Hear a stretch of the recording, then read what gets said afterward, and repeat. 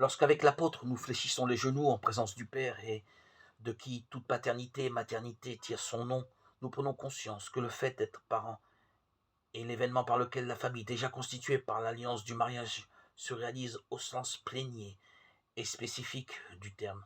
Éphésiens 3, 14, 15.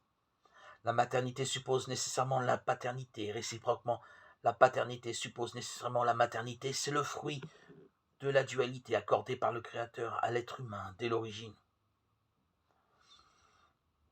Il y a deux concepts voisins mais non identifiés, le concept de communion et celui de communauté.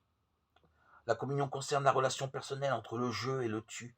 La communauté dépasse, au contraire, ce schéma dans la direction d'une société, d'un nous.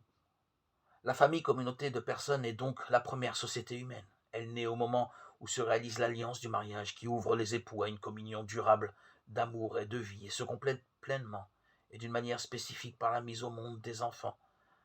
La communion des époux fait exister la communauté familiale.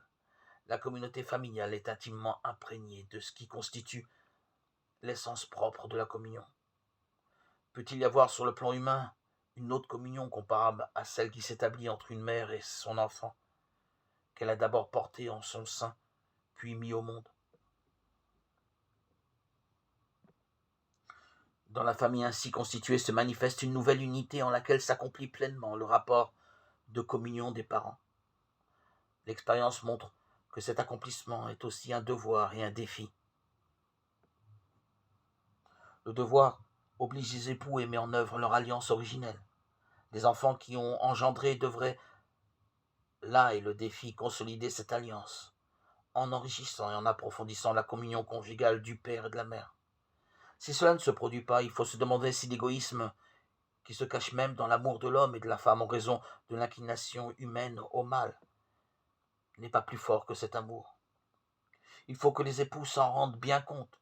Il faut que, dès le début, ils tournent leur cœur et leurs pensées vers Dieu, de qui toute paternité tire son nom, afin que leur paternité et leur maternité puisent à cette source la force de se renouveler continuellement dans l'amour